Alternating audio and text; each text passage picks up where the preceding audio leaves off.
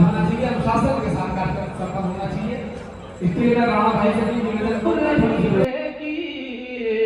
धनंजय सिंह के जैसा दूसरा लीडर। देश का सबसे बड़ा रूप है अपने कर्तव्यों को मान। भगत सिंह जी और उनके साथी सिर्फ एक नाम नहीं बल्कि आजादी का वो जुनून है। हम तमाम हमारे मीडिया के साथ यहाँ खड़े हैं, रिकॉर्डिंग भी कर रहे हैं, ऑनलाइन भी चला रहे हैं। तो साथियों बता दें कि आज है 30 मार्च और अमर शहीद भगत सिंह जी का आज बलिदान दिवस है। तो राष्ट्रवादी नौजवान सभा की ओर से आयोजित है यहाँ पर उत्सव होटल में।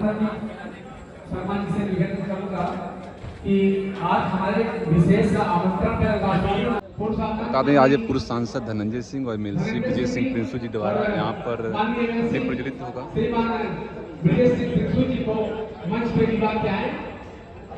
जिससे कि आज के इस कार्यक्रम का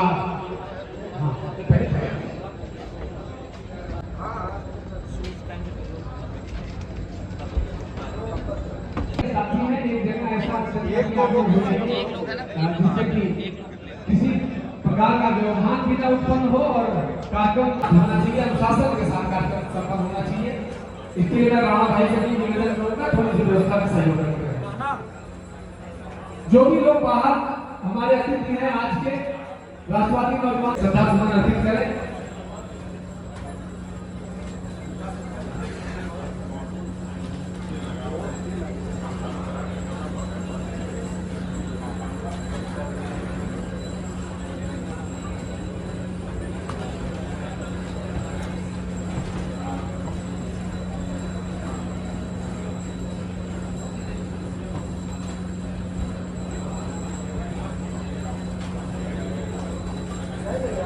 सब ताज उछाले जाएंगे, सब ताज उछाले जाएंगे, सब तख्त गिराए जाएंगे। हम देखेंगे लाजिम है कि हम भी देखेंगे, हम देखेंगे। बस नाम रहेगा अल्लाह का, बस नाम रहेगा। मेरी फांसी होगी, मेरी लाश लेने तुम मत आना, भाई कुलबीर को भेज देना, क्योंकि मां का हृदय है।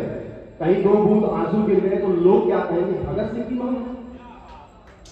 ये हमारे देश का इतिहास रहा है, ऐसे गौरवशाली इतिहास के हम वंशज हैं। भगत सिंह ने अपने पिताजी से एक बात और कही थी खून के रिश्तों के संदर्भ में। उन्होंने कहा, पिताजी हमारे पहले खूनी रिश्तेदार वो है करतार सिंह सरावा, खुदीराम बोस। जो नहीं होगा जो हासिल है करो तुम कदर, इसको ही दूर हीरे की। धनंजय सिंह के जैसा दूसरा लीडर नहीं होगा, धनंजय सिंह के जैसा दूसरा लीडर नहीं होगा। आइए देश के हवाले से एक छोटी सी नज़र पेश करता हूँ। हमारे पूर्व सैनिक संगठन को इज्जत दी गई है, इसके लिए हम आपका बहुत ही शुक्रगुजार हैं।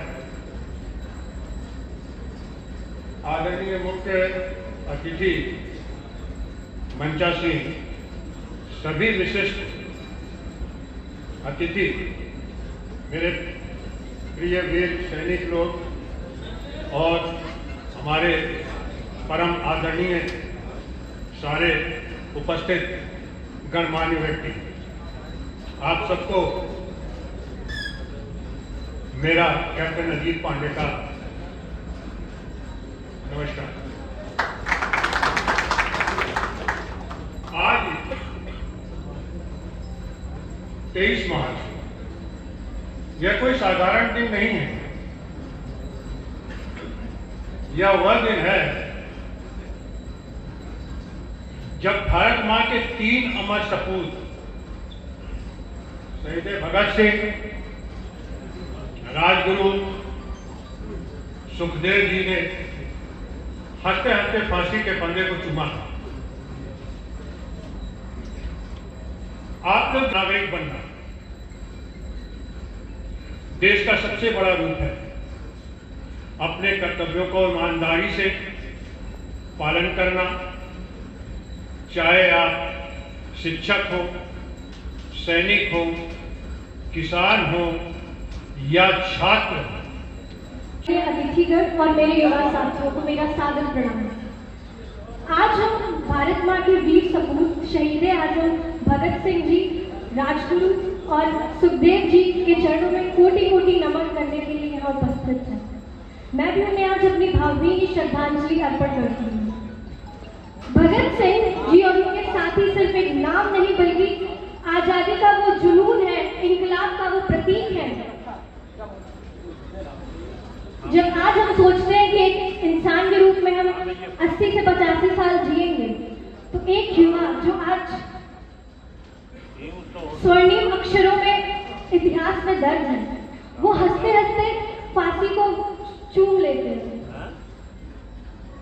तो ये बात कहने की नहीं, सिर्फ महसूस करने की भी है। होता है जहाँ समाज की वर्तमान स्थितियों में परिवर्तन लाया जा सके, अधिकारों का हनन होने से रोका जा सके, सत्य के लिए हम खड़े रह सके एक नागरिक के रूप में, और सामूहिक सहयोग से जो जन कल्याण होता है समाज में, वही उनकी क्रांति का सबसे असली मतलब है।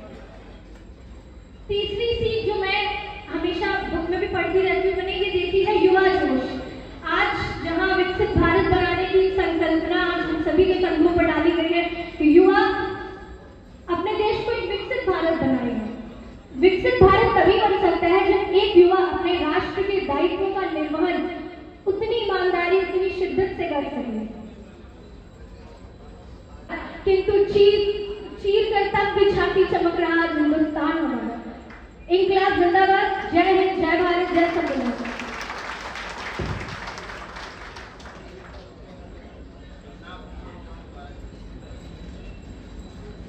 धन्यवाद आलिया जी।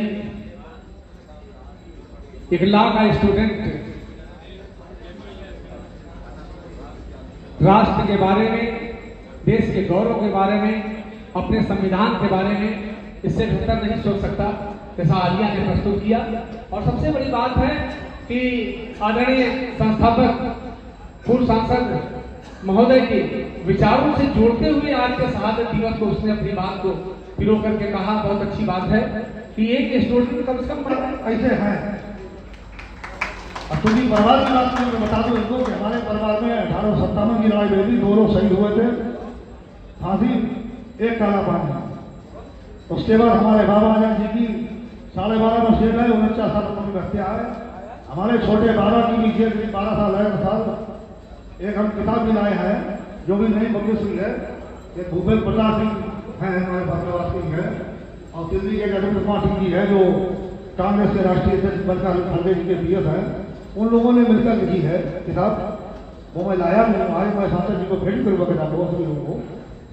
तो ये परिवार का 2024 को की गई थी, और इसके लिए मैं संस्थापक धनंजय भैया को हृदय की गहराइयों से धन्यवाद देता हूँ कि ऐसा दिन उन्होंने चुना कि प्रत्येक वर्ष हम 23 मार्च को शहीद दिवस और अपना स्थापना दिवस दोनों निरंतर बनाते रहेंगे, और इसकी रूपरेखा को दिन प्रतिदिन और बेहतर बनाकर और उसको दिव्य और भव्य बनाने की दिशा में आगे बढ़ते रहेंगे।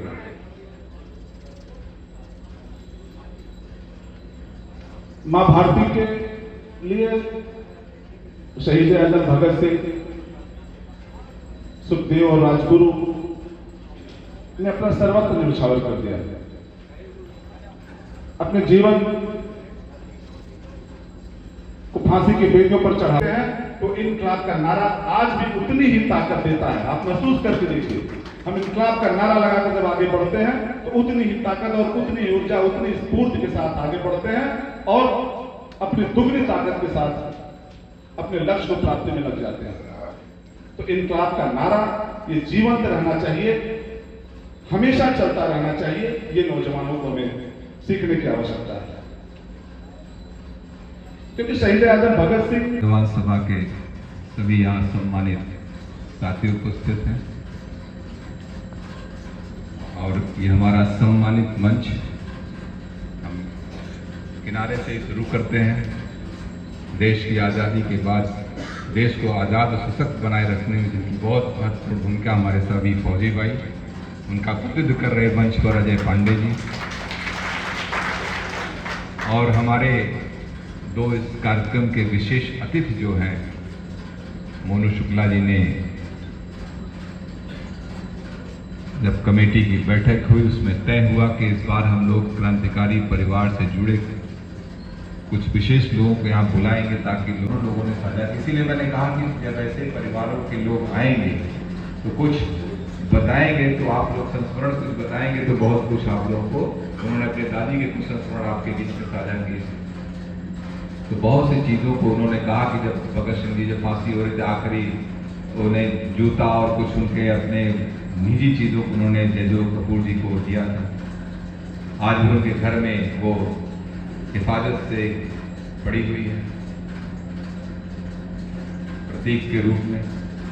और इस मंच पर उपस्थित इससे बात शुरू करता हूं क्योंकि उन्होंने सबसे पहले अपनी बात शुरू की, चौपाल की बात की, चौपालों से समाधान हो जाए। अगर चौपालों से ही सिर्फ समाधान हो जाते तो समाज, आज यहां बैठे मन से लोग हम इसी समाज से निकल के यहां आए हैं। तो सबसे आवश्यक आज इस देश में समाज को स्वतः जिम्मेदार होने की आवश्यकता है, तभी आप मुझसे सवाल भी कर पाएंगे। हम तमाम हमारे मीडिया के साथ यहाँ खड़े हैं, रिकॉर्डिंग भी कर रहे हैं, ऑनलाइन भी चला रहे हैं, लाइव भी चला रहे हैं। मुझे कहने में कोई गुरेज नहीं है। आज इस समाज से लोग निकल के आते हैं, पैसा देके कहते हैं कि मेरा काम हो जाए। ये आपका अधिकार, उसके लिए आप पैसा देने की क्या आवश्यकता है बताइए। नौकरी के लिए पैसा देने के लिए आप लेके घूमते हैं, तमाम लोग ठगे जाते हैं, तमाम स्कैम रोज पकड़े जा रहे हैं। जो व्यवस्था आपके लिए बनी उस व्यवस्था को आप क्यों खराब कर रहे हैं? आप खड़े रहिए और लड़िए उसके लिए। आज तो ई गवर्नेंस की बात कही जाती है। मोनू जी, इस मंच के माध्यम से आपके इस राष्ट्रवादी नौजवान सभा के मंच के माध्यम से प्रिंसू जी भी इस मंच पे हैं।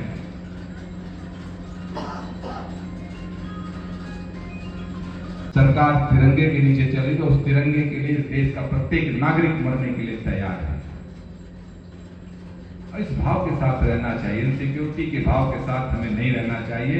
हम आज किसको, जो सत्ता में बैठे लोग वो भी तो हमारे ही परिवार के लोग हैं, कल जो बैठे वो भी हमारे इसी देश के नागरिक होंगे, हमारे ही परिवार के बीच के लोग होंगे। उनके अंदर एक बेहतर स्वच्छता लाने का प्रयास समाज, आप आईना बनिए।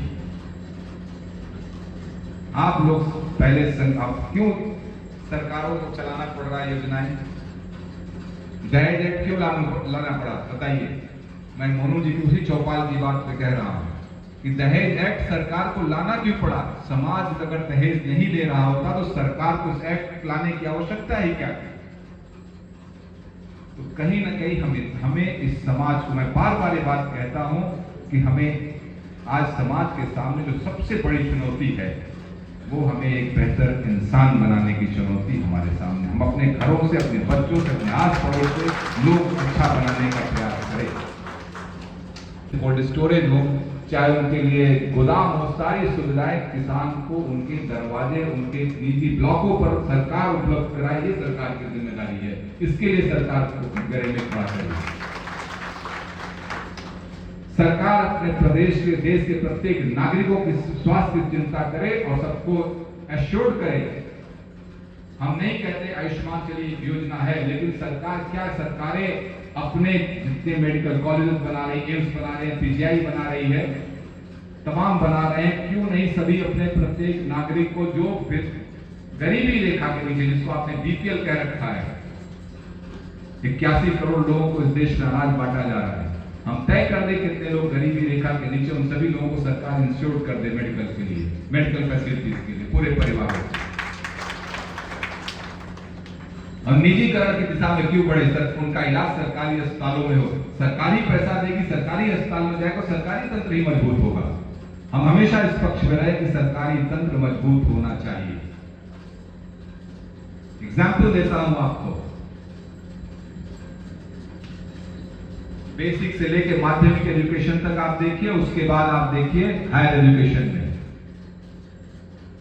हम आप अपने बच्चों को किसी प्राइवेट स्कूल में भेजना चाहते हैं 12वीं तक, चाहते हैं कि नहीं? क्यों सेंट पैट्रिक भेजेगा जौनपुर में, कोई सेंट जॉन्स में भेजेगा, कोई सनबीम में भेजेगा, कोई मां दुर्गा में भेजेगा। ज्यादा तादाद तो यही है। उसके बाद 12वीं जब पास कर लेता है तो आप चाहेंगे कि आपका लड़का IIT में चला जाए, है कि नहीं? गवर्नमेंट मेडिकल कॉलेज में उसको एडमिशन मिले। तो क्यों नहीं सरकारी स्कूलों में अपने बच्चों को पढ़ा? और सरकार को भी चाहिए कि ये शिक्षा इतनी अच्छी दे कि लोग मजबूर हो जाएं अपने बच्चों को, जैसे IIT और गवर्नमेंट मेडिकल कॉलेज में पढ़ाने के लिए हायर एजुकेशन में मजबूर है, उसी तरीके से 12वीं तक की पढ़ाई के लिए भी मजबूर हो जाए समाज के लोग अपने बच्चों को वहां पढ़ाने के लिए। जब हमारे चयन होंगे अच्छे, गांधी जी ने कहा था जैसी जनता होती है उसी से सरकारें बनती है। आज शहीद भगत सिंह जी, राजगुरु सुखदेव जी की जयंती के अवसर पर हम सब यहाँ पर उपस्थित हैं और भगत सिंह जी ने एक बात कही थी अपने आखिरी वक्त, उन्होंने कहा था कि अगर मैं जिंदा रहूंगा तो इतना बड़ा नहीं, मेरा जो ख्याति आज है वो ख्याति हो सकता है मिट जाए।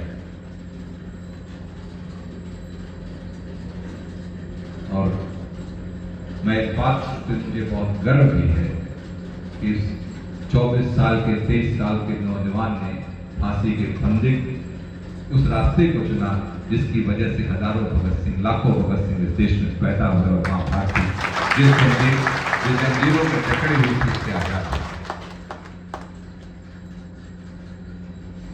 हमें उनसे बहुत प्रेरणा लेने की जरूरत है, अपने शहीदों से, दिखाए हुए के मार्गों से। उस समय भी आजादी के साथ साथ भगत सिंह का एक लक्ष्य था कि अच्छी व्यवस्था कायम हो, एक सरकार को उठा के फेंक देना, दूसरी सरकार को बना देना कि लक्ष्य नहीं था। सरकारें व्यवस्थित जो भी बने अच्छी चले, अच्छी व्यवस्था हम देश के नागरिकों को मिले, हमारे मजदूरों को अच्छी व्यवस्था, उनको अच्छे काम मिल सके उनके हाथ में। बहुत से लोग, हम तो दो इस देश में दो चीजों से जकड़ा हुआ हमारा देश है, जाति व्यवस्था और आरक्षण। इन दोनों ने इस देश को बहुत पीछे कर दिया। अगर सरकारें अच्छी व्यवस्था इस देश के गरीब आदमी को दे दें तो आरक्षण की आवश्यकता ही न पड़े।